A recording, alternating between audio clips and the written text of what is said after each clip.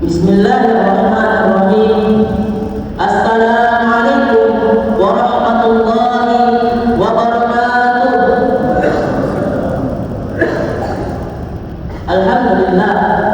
Alhamdulillahilladzi waffaqana li tariqil huda wal rasyad faj'alana fi darid da'wati wal irsyad. Wassalatu wassalamu ala sayyidina Muhammadin qudwatina fi da'wati wal irsyad wa ala alihi wa sahbihi alladhina jahadu fi darid da'wati wal irsyad fafazu fid dunya wal akhirah.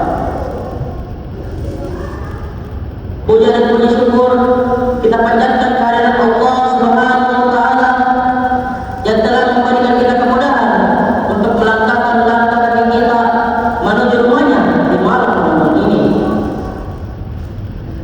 Salawat berpantaikan salam kita kirimkan kepada Nabi Allah Nabi Muhammad sallallahu alaihi wasallam dengan mengucapkan Allahumma shalli ala sayyidina Muhammad. Nabi telah menjadi aswatul hasanah, teladan yang baik bagi seluruh manusia, dan telah membawa kita dari zaman jahiliyah menuju zaman Islamiyah, atau dalam istilah lain minaz zulumati ila nur atau ila siratal mustaqim. Sidang jemaah taklim yang insyaallah dirahmati oleh Allah Subhanahu wa taala. Kita sebagai hamba Allah harus memiliki rasa cinta terhadap Allah Subhanahu wa taala. Karena sesungguhnya Allah Subhanahu wa taala adalah Ar-Rahim, yang Maha Penyayang, yang menyayangi hamba-hambanya. Serta kita harus bertakwa kepadanya dan bertawakal hingga bisa menjadi sifat kemuliaan dari Allah Subhanahu wa taala. Insyaallah pada kesempatan kali ini saya akan membawakan sebuah dakwah Islamiyah yang berjudul Sifat Kemuliaan dari Allah Subhanahu wa taala. Jemaah sekalian, yang pertama adalah menanti bertanya, apa bertakwa? Pada bulan Ramadan ini kita harus bertakwa kepada Allah, dan iman terbagi menjadi bermacam. Yang pertama adalah salat. Allah Subhanahu wa taala berfirman pada surah An-Nisa ayat 103 yang berbunyi, A'udzu billahi minasyaitonir rajim. Bismillahirrahmanirrahim. Innas salata kanat 'alal mu'minina kitaban mawquta. Yang artinya, sesungguhnya salat merupakan fardu yang waktunya telah ditentukan oleh orang-orang mukmin. Nah, apakah salat hanya sekedar kegiatan yang kita lakukan 5 kali sehari, ataupun hanya sekedar menyembah Allah Subhanahu wa taala? Allah Subhanahu wa taala berfirman, A'udzu billahi minasyaitonir rajim. Bismillahirrahmanirrahim. Innani anallahu la ilaha illa ana fa'budni wa aqimis salata li dzikri. Yang artinya, sesungguhnya aku adalah Allah, tiada Tuhan selain aku, maka sembahlah aku dan tegakkanlah salat untuk mengingatku. Dalam ayat ini menjelaskan bahwasanya salat bukan hanya sekedar kegiatan yang kita lakukan 5 kali sehari, ataupun hanya sekedar menyembah Allah Subhanahu wa taala, tetapi juga untuk mengingatnya agar kita terjauh dari kegiatan maksiat. Adapun hadis Rasulullah sallallahu alaihi wasallam yang di mana beliau bersabda, "As-salatu imaduddin, faman aqamaha faqad aqama ad-din, faman tarakaha faqad hadama ad-din." Yang artinya, salat merupakan tiang agama. Barang siapa yang mendirikannya, berarti dia telah menegakkan agama. Dan barang siapa yang meninggalkannya, berarti dia telah menentukan agama. Hadis riwayat Al-Baihaqi. Dalam hadis ini menjelaskan bahwasanya yang dimaksud dengan agama adalah Islam. Jika kita tidak melaksanakan salat, maka takdir tersebut akan roboh. Maksudnya adalah jika kita tidak melaksanakan salat, maka bisa jadi amalan-amalan kita akan roboh, baik itu amalan zakat kita, puasa maupun umrah.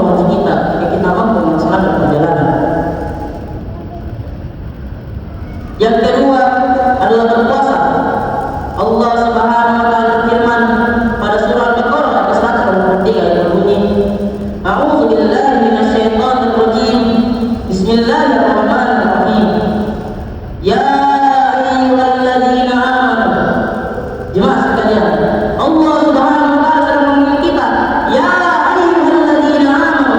Untuk apa? Kutiba alaikumus shiyam kama kutiba alal ladzina min qablikum la'allakum tattaqun.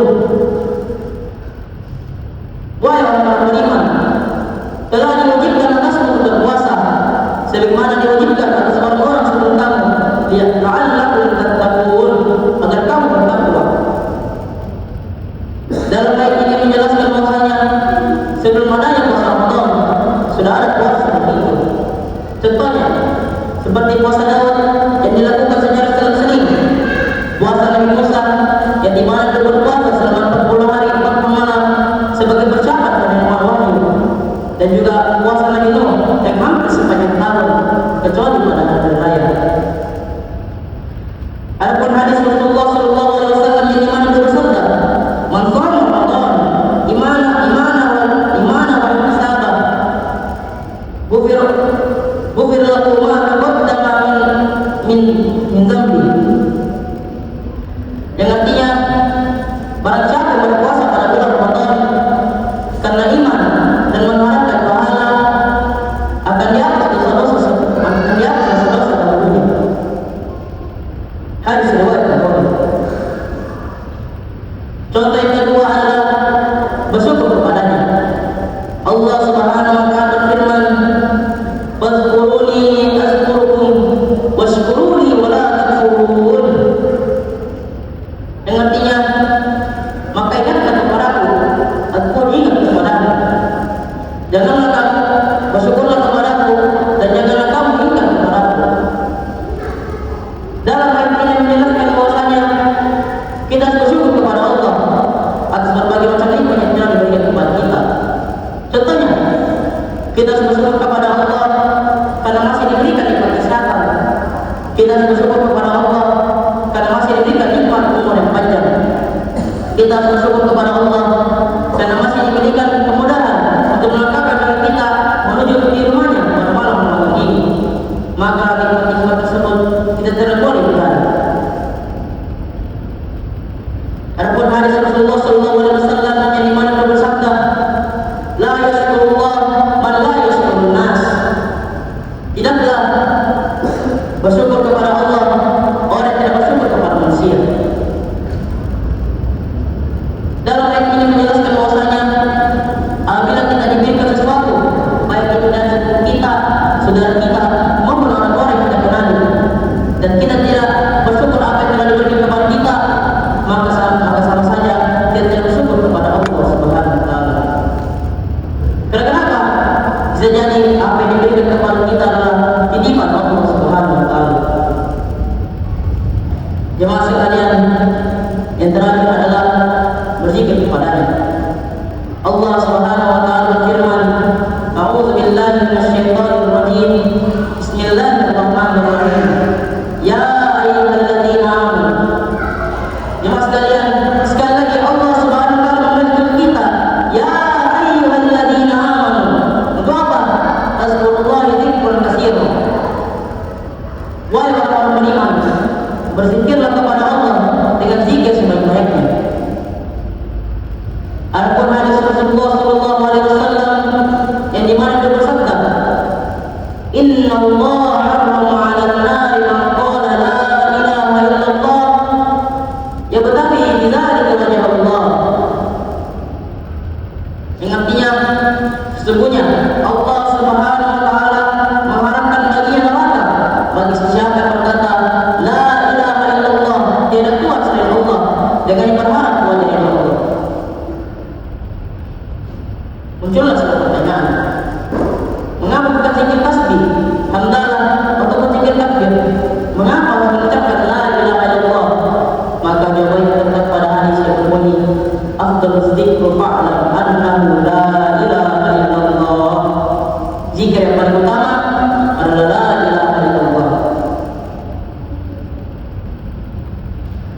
Sidang jamaah tarawih insyaallah dirahmati oleh Allah Subhanahu wa taala. Jadi sebagai kesimpulan yang dapat saya berikan adalah pada bulan Ramadan ini, marilah kita bertakwa kepada Allah Subhanahu wa taala dan bersyukur kepadanya, dan janganlah kita sekali-sekali mengingkari nikmatnya. juga berzikir kepadanya dengan zikir sebaik-baiknya, apalagi pada bulan Ramadan ini. Mungkin hanya ini yang dapat saya sampaikan, kurang dan lebih yang dimaafkan. Jika ada kayu yang patah, yang simpan dalam laci. Jika ada kata-kata yang salah, yang simpan dalam hati. Unzur maqala wala tanzur maqala. Lihatlah apa yang disampaikan, yang lihat siapa yang menyampaikan. Wabillahi taufiq